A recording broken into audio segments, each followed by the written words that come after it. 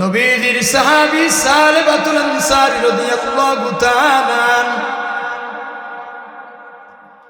সাহাবায়ে কেরাম যুদ্ধের ময়দানে গেছে। সালেবাতুল আনসারী মদিনায় রয়ে গেছে। সালেবাতুল আনসারীর বন্ধু সাদ রাদিয়াল্লাহু তাআলা বললেন, ও সালেব, আমরা যুদ্ধের ময়দানে যাও। তুমি মদিনায় থাকতেছো, মদিনার সব জিনিসগুলো দেখে রাখবা। তুমি আমার বন্ধু, আমার পরিবারও তোমার কাছে দিয়ে গেলাম। আমার পরিবারের বাজার সদাই করে দিবা। প্রতিদিন যখন যেই জিনিসের প্রয়োজন হয় ওই জিনিস তুমি আমার পরিবারকে এনে দিবা। আর 2 নম্বর, আমার পরিবার তোমার কাছে আমানত রেখে গেলাম। শয়তান আছে না নাই? এ ভাই, সালেবাতুল আনসারী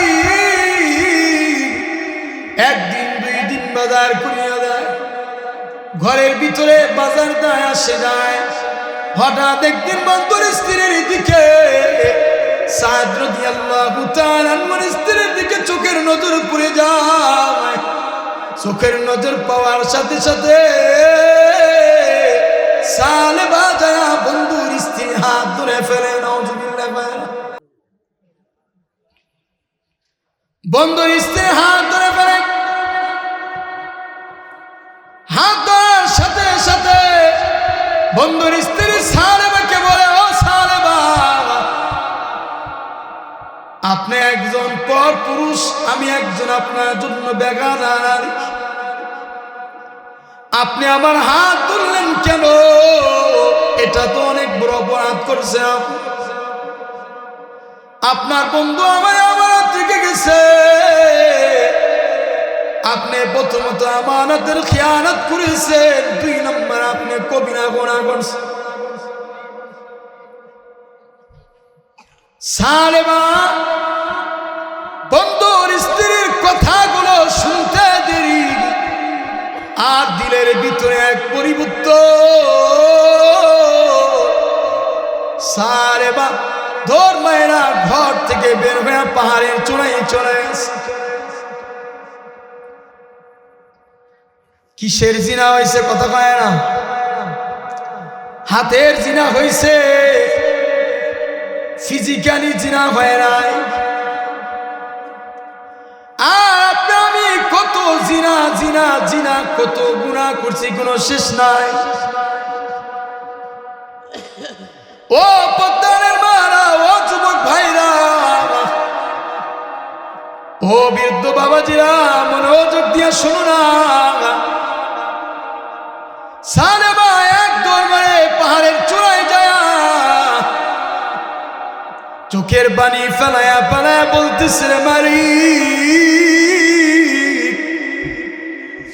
ও আল্লাহ, আমি প্রথমে আমার বন্ধুর আমানতের খেয়ানত করছি।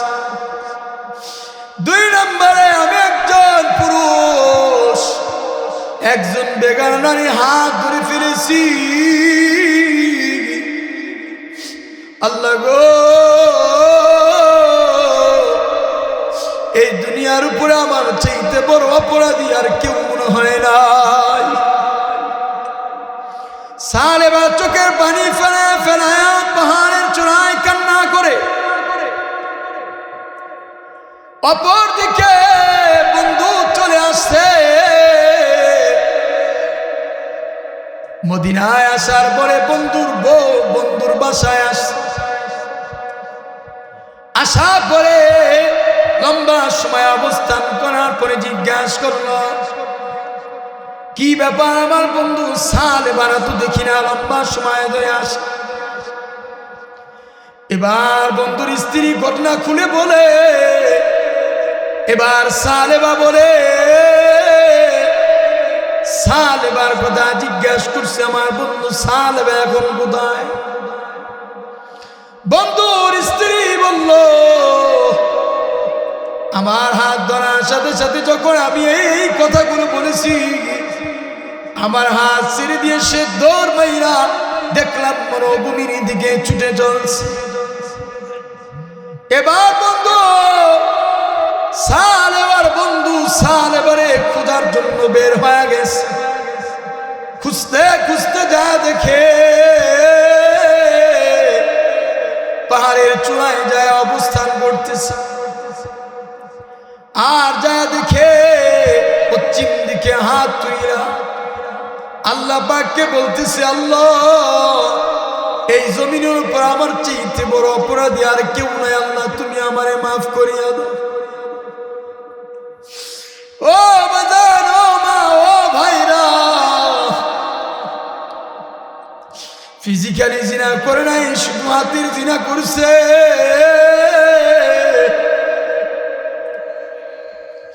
এবার বন্ধু সাদ বলল, সালেবারে চলো চলো মদিনায় যাই। নবীজির কাছে যা বিষয়টা সমাধান করে নেই, চলো চলো। এবার সালেবা বলল, বন্ধুরে প্রথমে আমারে ওমরের কাছে অথবা আবু বকরের কাছে আমাকে নিয়ে যাও। আর আমি অপরাধী করেছি, আমাকে সাধারণ ভাবে নিলে আমি যাব না। অপরাধীর মতো আমার দুটি হাত রশি দিয়া বেঁধে নিয়ে যাও, দুনিয়ার মানুষ যেন জানে আমি বড় অপরাধ করেছি।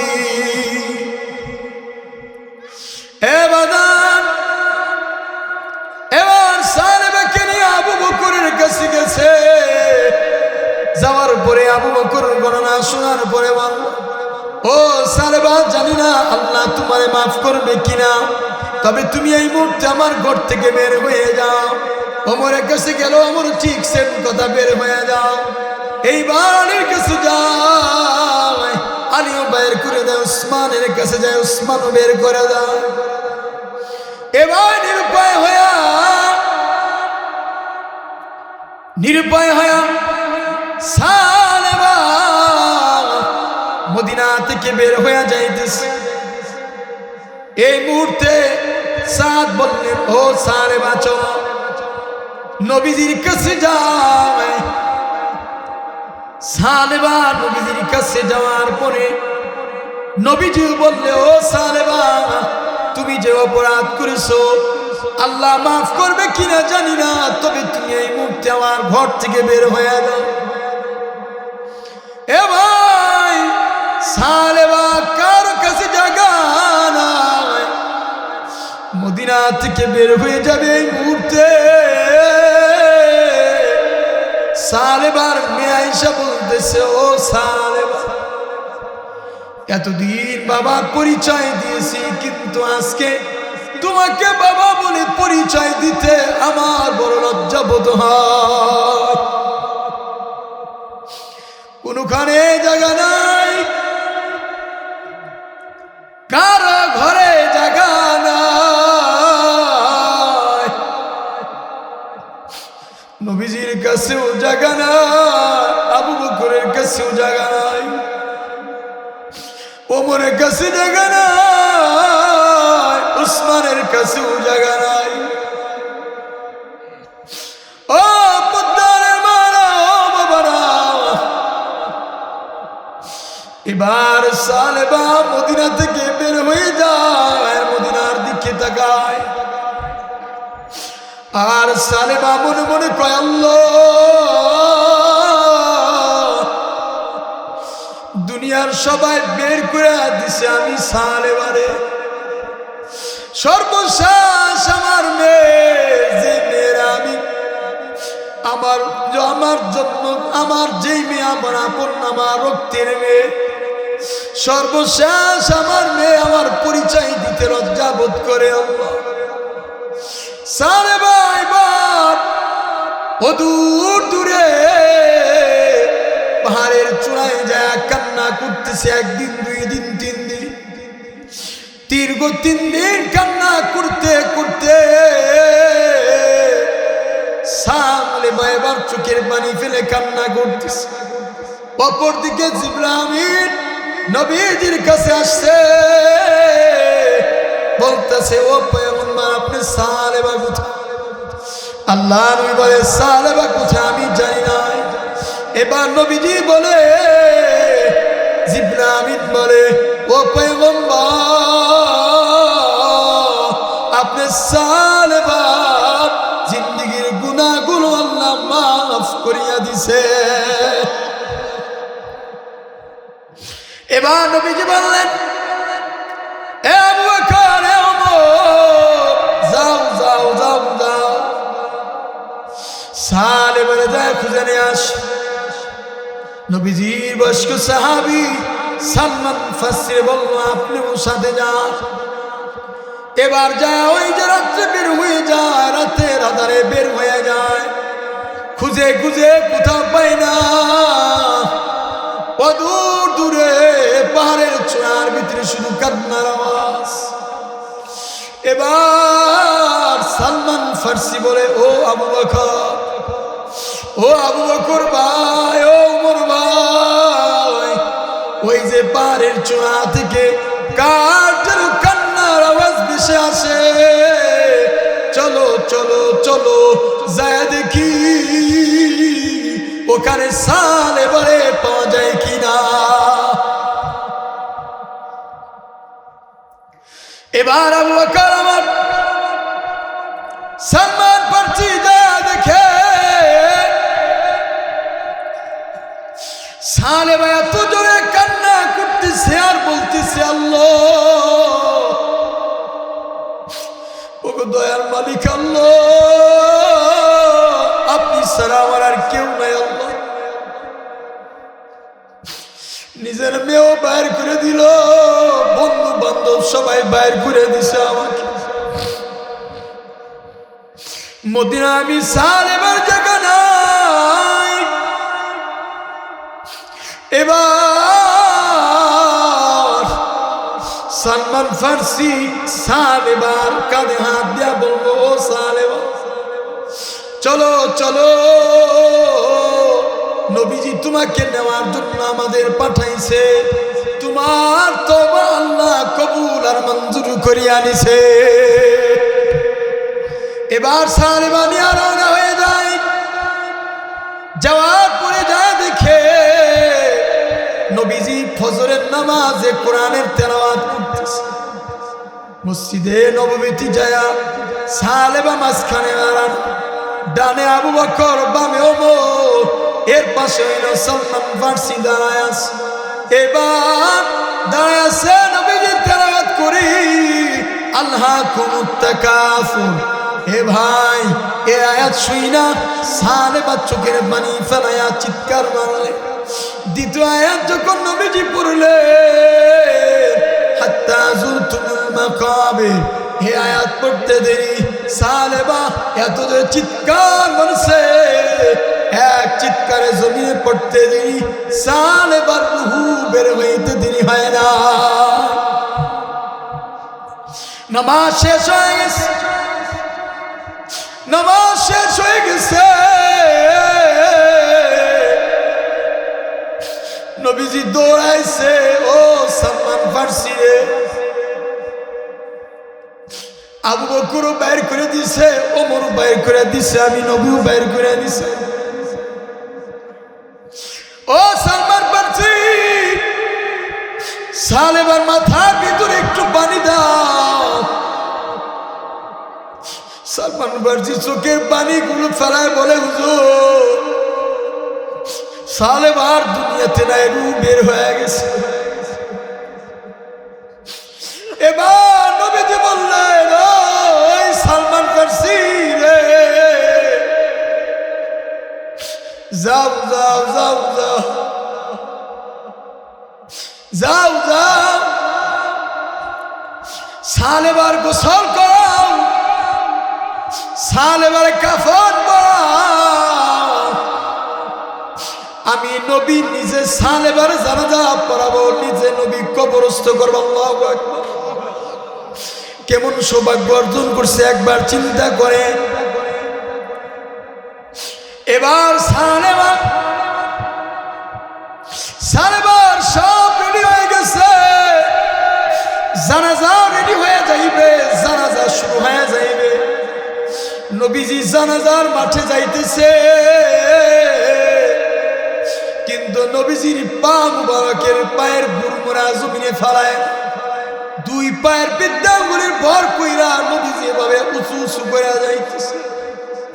আবু বকর বলে, ও পয়গম্বর, আপনাকে তো কোনোদিন এভাবে হাঁটতে দেখি নাই। নবীজি বলে, ও আবু বকর, সালেমা এমন তওবা করছে, সালেবার তওবার কারণে শুধু জমিনবাসী সালেবার জানাজা অংশ নিবে না, সালেমা এমন খাটি দিলে তওবা করেছে, খাটি দিলে তওবা করার কারণে এই জানাজার মাঠে আসমান থেকে এত ফেরেশতা আসছে, আমি নবী পায়ের গুরমানা জমিনে ফেলাবো সেই জায়গাটাও না। আওয়াজ দিয়া বলেন আল্লাহু আকবার, আর আওয়াজ দিয়া বলেন আল্লাহু আকবার। এ ভাই, আমরা কারা কারা নবীজির এমন সৌভাগ্য হতে চাই? হাত উঁচা করে দেখায় আজকে নবী নাই, হাত নামায়া রাখেন, নবীও নাই, নবীজির সাহাবীরাও নাই, কিন্তু এই জমিনের নবীজির প্রতিনিধিত্ব আছে না নাই? কথা কয় না? এই জন্য রে বাজার, নবীজির জন্য জীবন দেওয়া দরকার আছে না নাই? ইসলামের জন্য জীবন মাল দিবেন কি দিবেন না? আওয়াজ দিয়া বলেন, আল্লাহর জন্য মাল দিয়া, সম্পদ দিয়া, জীবন দিয়া কারা কারা সহায়তা করবেন? হাত উঁচা করে আল্লাহ পাককে দুটি হাত দেখায় দেন, নারায়ে তাকবীর। এই মসজিদের জন্য কে আছে? একজন আল্লাহর বান্দা আমি দেখতে চাই এই মসজিদের জন্য 50,000 টাকা দান। একটা আল্লাহর বান্দা দেখতে চাই, একজন আল্লাহর বান্দা, একজন আল্লাহর বান্দা, একটা আল্লাহর বান্দা আমি দেখতে চাই যে এই এলাকার মানুষের মনোবল, এই জন্য একজন আল্লাহর বান্দা দেখতে চাই এই মসজিদের জন্য 50,000 টাকা দান করবে। একজন আল্লাহর বান্দা, একটা আল্লাহর বান্দা এই গ্রামে কি নাই? একটা আল্লাহর বান্দা কে সৌভাগ্যশীল হবে? একজন নবীজির খাঁটি উম্মত হয়েছে আমরা, একজন আল্লাহর বান্দা। বান্দা তওবা করলে আল্লাহ কেমন খুশি হয়ে যায়। নবীজি হাদিস শরীফের ভিতরে উদাহরণ দিয়া দিছেন, বুঝায়া দিছেন দৃষ্টান্ত দিয়া। আরে মরুভূমির ভিতরে হাজার হাজার মাইল চলার জন্য উটে করে রওনা হয়েছে। মনে করেন 1000 মাইলের রাস্তায় 500 মাইল যাওয়ার পরে বিশ্রাম নিছে, বিশ্রাম নেওয়ার পরে ঘুমায় গেছে। ঘুম থেকে উঠা দেখে উটও নাই, উটের উপরে খাবার ছিল, খাবারও নাই, কিছুই নাই। এবার চিন্তা করেন এই লোকটার ভিতরে কেমন টেনশন হবে। 500 কিলোমিটার গেছে, সামনে আরো 500 কিলোমিটার। 1400 বছর আগের কথা, যেই সময় রাস্তার পাশে দাঁড়ায় অটো পাওয়া যাইতো নাকি? কথা হয় না। 1000 কিলোমিটার রাস্তার ভিতরে 500 কিলোমিটার যাওয়ার পরে খাবারও নাই, পানিও নাই, উট নাই, সব হারায় গেছে। ঘুম থেকে উঠা দেখে কিছুই নাই।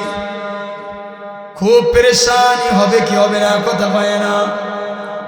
পেরেশান হইয়া আল্লাহর বান্দা ডানে যায়, বামেও যায়, সামনেও যায়, পিছনে যায়।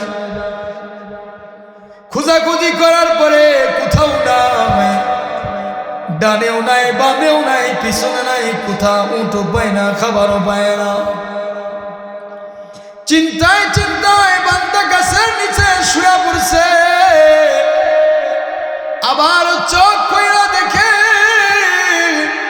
এর সামনে উট, পানি, খাবার সব হাজির হয়ে গেছে। এবার একটু চিন্তা করলেই বান্দা কেমন খুশি হবে। কথা কয় না? হাদিস শরীফের ভিতরে বলা হয় এই বান্দা এত পরিমাণ খুশি হয়েছে, বান্দা খুশির চোটে বলছে আল্লাহ তুমি আমার বান্দা। কথা কয় না? আল্লাহ নেই বলে এই বান্দা যে পরিমাণ খুশি হইল উঠার খাবার পাওয়ার পরে এর চেয়ে কুঠি গুণে আমার আল্লাহ এত পরিমাণ খুশি হয়ে যায়। বান্দা যখন গুনাহ হয়ে যাওয়ার পরে আল্লাহর কাছে মাপ চায় আর তওবা করে, ওগো দয়াল আল্লাহ জিন্দেগীর গুনাহগুলো মাফ করিয়া দেন। বান্দা যখন আল্লাহর ডাক দিয়া বলে আল্লাহ জীবনের গুনাহগুলো মাফ করিয়া দেন, আমার নবী বলে আল্লাহ ওই বান্দার চাইতেও হাজারো কোটি গুণে আল্লাহ খুশি হয়ে যায়। তওবাকারীর জন্য 4 পুরস্কার। কয় পুরস্কার? কয়টি পুরস্কার বলেন? কয়টি পুরস্কার বাজান না? তওবাকারীর জন্য আল্লাহ পাক 4টি পুরস্কার দিবেন। কয়টি পুরস্কার? শুনতে মন চায়নি? মন চায়? আপনারা কি সব ওয়াজ শুনতে শুনতে কি হয়ে গেছেন নাকি? এটা তাকবীর দেন তো দেখি। নারায়ে তাকবীর, নারায়ে তাকবীর। না জীবিত আছে, মা বন্ধও তো আছে নাকি? মাস বলতেছিলাম তওবার জন্য আল্লাহ রাব্বুল আলামিন কয়টা পুরস্কার দিবেন? কথা কয় না? তওবাকারীর জন্য 4 পুরস্কার। 1 নম্বরে আল্লাহ নবী বলে আত-তাইবু হাবিবুল্লাহ। আল্লাহ নবী বলেন তওবাকারী আল্লাহর হাবিব হয়ে যায়, বন্ধু হয়ে যায়। সুবহানাল্লাহ কয় না? তওবাকারী আল্লাহর বন্ধু হয়ে যায়। আপনার আমার নবীর নাম, আপনার আমার নবী হইল আল্লাহ পাকের হাবিব। আর ইব্রাহিম আলাইহিস সালাম হইল খলিলুল্লাহ। জানেন তো? আপনার আমার নবী আল্লাহ পাকের হাবিবুল্লাহ, আর ইব্রাহিম পয়গম্বর হইল খলিলুল্লাহ। এটা জানেন তো? খলিলুল্লাহ হাবিবুল্লাহর ভিতরে পার্থক্য আছে না নাই? তাহলে আল্লাহ নবী বললেন আত-তাইবু হাবিবুল্লাহ, তওবাকারী আল্লাহর বন্ধু হয়ে যায়। হাবিবুল্লাহ মানে আল্লাহ যার সাথে বন্ধু পাতায়। সুবহানাল্লাহ কয় না? 2 নম্বরে তওবাকারীর পুরস্কার। 2 নম্বরে তওবাকারীর পুরস্কার হইল 2 নম্বরে তওবাকারীর পুরস্কার আল্লাহ নবী বলে আত-তাইবু মিনায-যানবি কামান লা যানবা লাহু। আল্লাহ নবী আলাইহিস সালাম বলে আরে গুনাহকারী কেমন তওবা করলে কেমন জানি তার জীবনে কোনদিন গুনাহ ছিল না। আল্লাহু আকবার। ফাজাইল বেশি না কম? কথা বলে। তওবা করতে দেরি, গুনাহ মাফ হইতে দেরি না।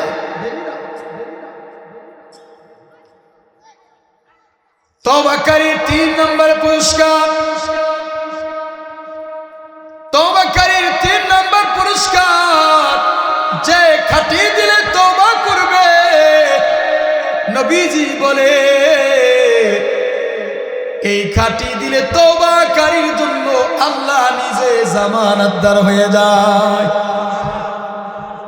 আল্লাহ যদি কারো জামানতদার হয়ে যায়, এই বান্দার আখিরাতেও টেনশন নাই, কবরেও টেনশন নাই, হাসরে টেনশন নাই।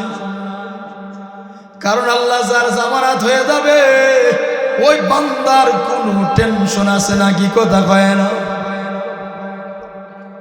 তওবাকারী 4 নম্বর পুরস্কার।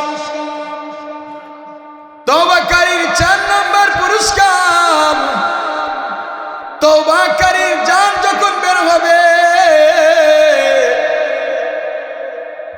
আল্লাহ রাব্বুল আলামিন জিবরাইলকে বলবেন, ও জিবরাইল, এই তওবাকারীর চোখের সামনে জান্নাতের নাজ নিয়ামত ধরে রাখ।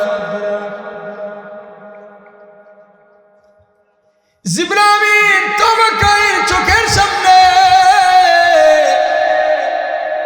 জান্নাতের নাজ নিয়ামত ধরে রাখবে,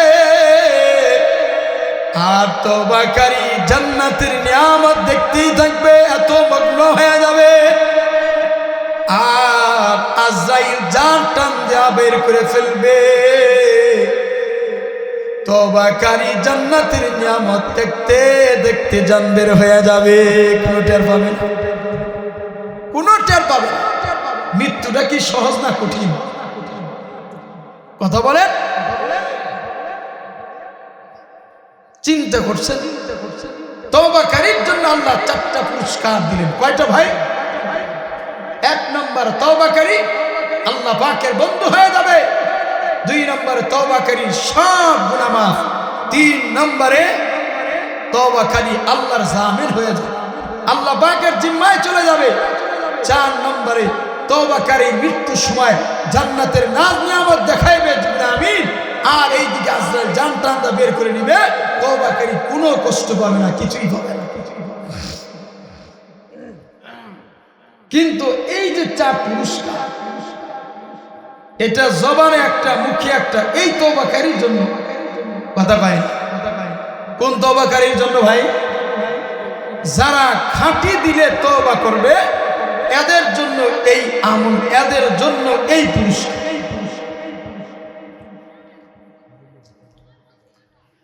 এই জন্য ভাই,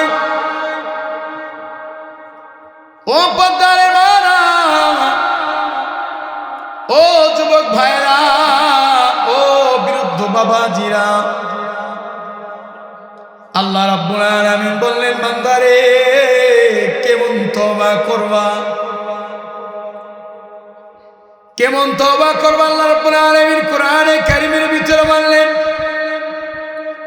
ইয়া আইয়ুহাল্লাযীনা আমানু তুবু ইলাল্লাহি তাওবাতান নাসুহা। আল্লাহ রাব্বুল আলামিন বললেন, বান্দারে যদি খাঁটি দিলে তওবা করো, অন্তরে যেই কথা, জবানেও সেই কথা, অন্তরে আল্লাহ মাফ করে দেন, জবান আল্লাহ মাফ করে দেন। আল্লাহ রাব্বুল আলামিন বললেন, বান্দারে যদি তওবায়ে নাসুহা করতে পারো, আমি আল্লাহ তোমার জীবনের সব গুনাহগুলো মাফ করিয়া দিব। তওবায়ে নাসুহা রাইসুল মুফাসসিরিন আব্বাস রাদিয়াল্লাহু তাআলা বলে, তওবায়ে নাসুহার অর্থ হইল জবানেও তওবা, অন্তরেও তওবা। কথা কয় না? এটা নাও তওবায়ে নাসুহা, একনিষ্ঠ তওবা। জবানও আল্লাহ মাফ করে দেয়, অন্তরেও আল্লাহ মাফ করিয়া দেয়। আল্লাহর চেয়ে বড় দয়াবান পৃথিবীতে কেউ নাই। পৃথিবীর সব মানুষ স্বার্থপর, এক আল্লাহ ছাড়া। কারণ পৃথিবীর মা বাবারও স্বার্থ আছে না নাই? আমি এখানে ওয়াজ আছি, আমার স্বার্থ আছে না নাই? কথা বলেন। এই যে আপনারা এখানে বসা আছেন, স্বার্থ আছে না নাই? কি স্বার্থ? এই কোরআন হাদিসের কথা শুনি না আখিরাতে মুক্তি পাবে, এটাই তো। কিন্তু কি বলেন ভাই?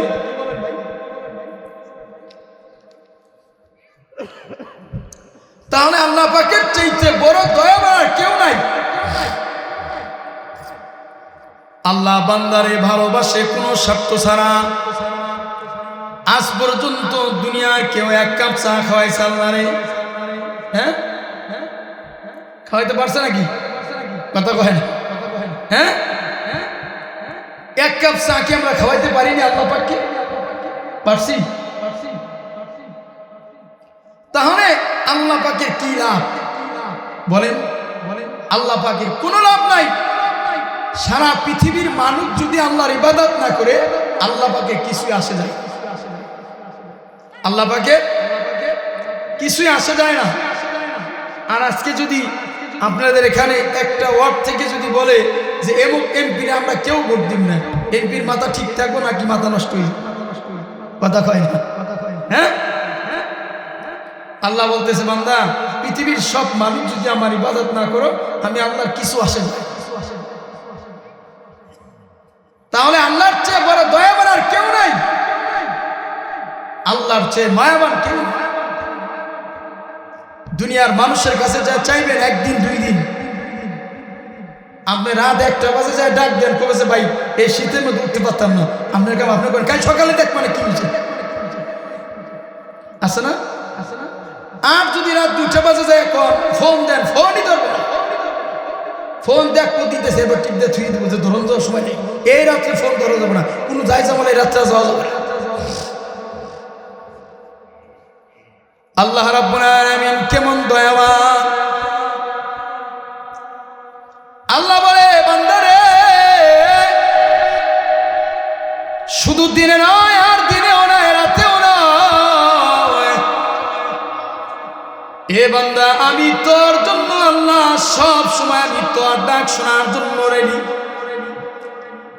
রাত 2টা নয় 3টা নয়, তুই বান্দা আমারে যখন ডাক দিবি আমি তোর ডাকে আল্লাহ সাড়া দিয়া দিব। বান্দারে এত পরিমাণ বিপদে পড়ছো, দুনিয়ার কেউ তোমার পাশে নয়। এ ভাই টাকা নাই স্ত্রীও ভালো বলে না, টাকা নাই মা বাবা সন্তানরে ভালো জানে না,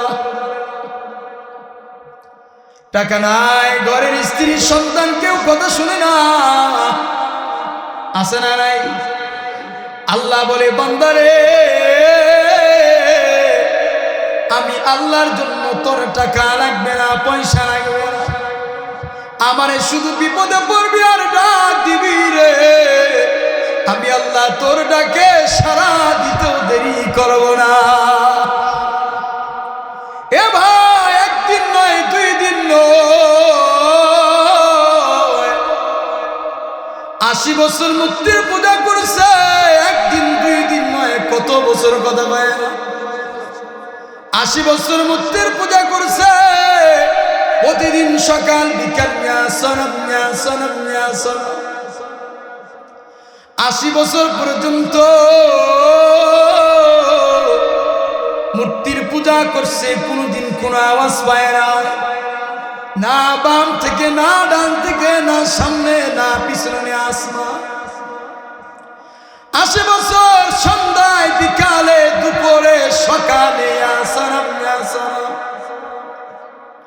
হঠাৎ 80 বছরের মাথায় মূর্তি পুজোকে জবান ফুসলায় বের হয়ে গেছে, ইয়া সনামের জায়গায় ইয়া সমাদ বের হয়ে গেছে। মূর্তি পূজারি বলেন ইয়া সমাদ বের হইতে দেরি, আসমান থেকে আওয়াজ এসে লাব্বাইকা ইয়া আবদি, লাব্বাইকা ইয়া আবদি, লাব্বাইকা ইয়া আবদি।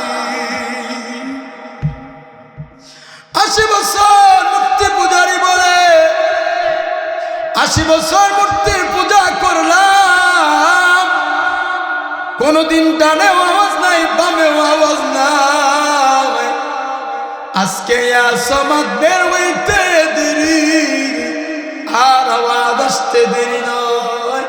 মূর্তি পূজারি সামনে তাকায় পিছনে তাকায় বামেও তাকায় ডানেও তাকায়, আসমানের দিকে তাকায় কেউ দেখে না।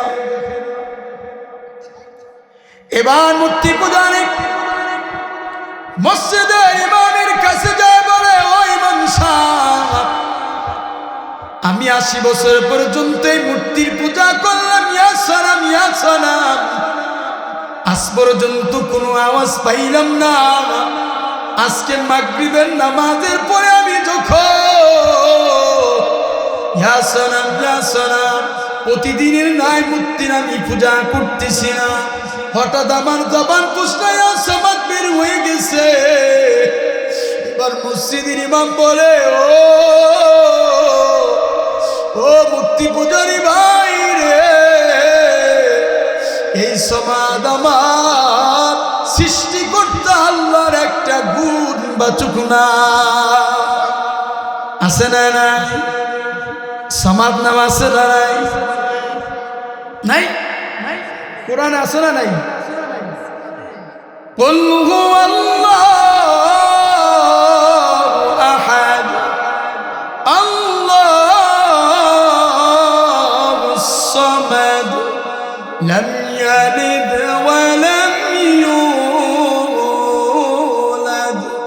ওয়া লাম ইয়াকুল লাহু কুফুওয়ান আহাদ। আল্লাহু আকবার। আল্লাহুস সামাদ আছে না? মূর্তি পূজারি বলে আমার পূজার বাকি নাই, আমার পূজার বাকি নাই।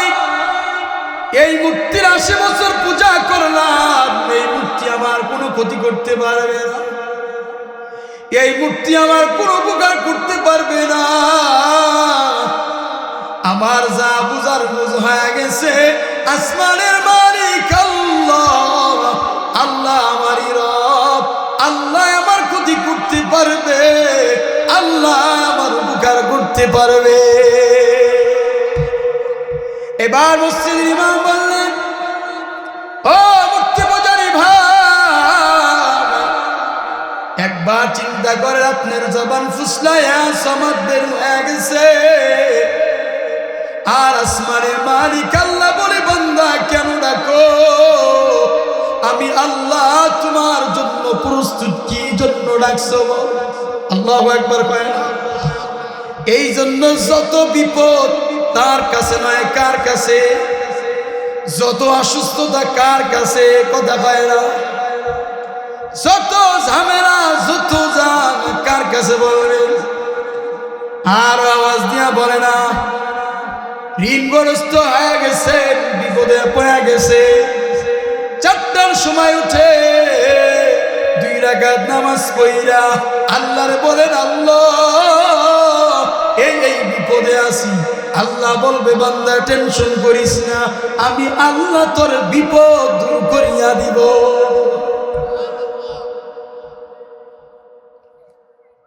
শয়তান আছে না নাই? শয়তান আছে না নাকি গেছে গা? শয়তান আছে না?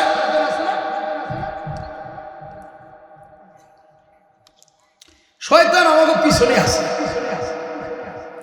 শয়তান একটা ধোঁকা দেয় যে, বেড়া এত দোয়া করিস, দোয়া কবুল না, দোয়া করেন দরকার। কি বলেন? আছে না? শয়তান এত দোয়া করিস, দোয়া যায়, এত দোয়া করে। শয়তান আবার শিখাই দেয়, এত দোয়া করছে, দোয়া যায় না হুজুর, অনেক দোয়া করছে, আর দোয়া করা সম্ভব না, অনেক কান্নাকাটি করছে। শয়তান ধোঁকা দিছে কি দিছে না? আল্লাহ আমি বলেন, ও আমার উম্মতেরা শুনো, শুনো,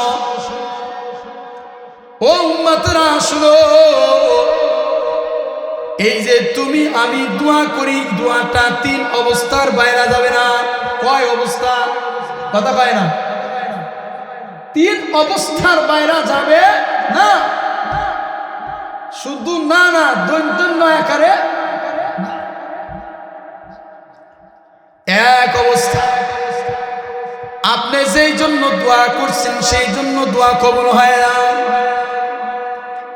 আল্লাহ আমি বলে 1 নম্বরে দোয়া কবুল, দোয়া করছো কবুল হয় না। যে উদ্দেশ্য দোয়া করলা সে উদ্দেশ্য হাসিল হয় না, 2 নম্বরে যাইব। 2 নম্বরে যে উদ্দেশ্য দোয়া করলা সে উদ্দেশ্য যদি কবুল না হয়, 2 নম্বরে আল্লাহ তোমার থেকে এমন একটা বিপদ দূর করে দিব, তুমি তুমি নিজেও টের পাইবা না, এমন একটা বিপদ দূর করে দিবে। দোয়া কবুল হয় না কিন্তু আল্লাহ আপনার থেকে এক বড় বিপদ দূর করে দিছে। আল্লাহ বলেন, এক নম্বরে পাও নাই, দোয়া করছো এক নম্বরে পাও নাই, দোয়া কইরা এক নম্বর পাইলাও না, দুই নম্বরে কোনো বিপদ দূর হয় নাই। আল্লাহ বলে, উম্মতেরা রে, তিন নম্বর অবস্থা কোনোভাবে বাদ যাবে না। এই যে দুনিয়াতে দোয়া করছো, চোখের পানি ফেরাইস অথবা চোখের পানি ফেরাও, আল্লাহ নই বলেন, আল্লাহ তোমার এই দোয়ার কারণে আল্লাহ আখিরাতে তোমার মর্যাদা আল্লাহ আসমানের চাইতেও আরো বাড়ায়া দিবে। দোয়া করবেন না ছাড়বেন? কথা বলে না, হ্যাঁ? আর নই বলে চোখের পানি যদি পইড়াই যায়, সহজ তো পড়ে না, গুনাহ করতে করতে চোখের পানি শেষ, অন্তরের পানিও শুকাই গেছে, চোখের পানিও শুকাই গেছে, ঠিক না? নবী বলে, চোখের পানি ফেলায়া ফেলায়া কান্না করছো, কিয়ামতের ময়দানে তোমার এই চোখের পানির মূল্য কত তুমি বান্দা জানো না। কিয়ামতের ময়দানে জাহান্নামের আগুনগুলো তোমাকে ধরার জন্য ধাও ধাও করবে, ধরার জন্য এরকম তোমাকে ধরার জন্য খাওয়ার জন্য বড় বড় আগুনের আওয়াজ আওয়াজ আর আওয়াজ করবে তোমারে ধরার জন্য। আল্লাহ রাব্বুল আলামিন নবীকে বলবেন, ও পয়গম্বর, যান যান যান, এই পেয়ালার ভিতরে যেই পানিটুকু আছে এটা আপনি দোজখের পানির ভিতরে নিক্ষেপ করিয়া দেন, এই দোজখের আগুন কোটি কোটি মাইল দূরে চলে যাবে। এত পাওয়া। আল্লাহ বলবে, নবী, ওই যে দুনিয়াতে আপনি আপনার উম্মত চোখের পানি ফেলাইছে, আমি আল্লাহ এটা ফেলাই দেই নাই, এটা আমি আল্লাহ সংরক্ষণ করছি, কারণ এই চোখের পানি অনেক দাম, এই চোখের পানি ছাড়া জাহান্নামের আগুন বন্ধ করা সম্ভব। তাহলে কি দোয়া করবেন না ছাড়বেন? ছাড়বেন না করবেন? ছাড়ার ভিতরে লাভ না করার ভিতরে লাভ। করলে ৩ নম্বরের ১ ২ ৩ একটা না একটা লাগবে, একটা না একটা লাগবেই। এবার বলতেছিলাম তওবা নসুহা করা, একনিষ্ঠ তওবা করা, খাঁটি দিলে তওবা করা, জবানের মুখ এক হওয়া। নবীজির সাহাবী সালমান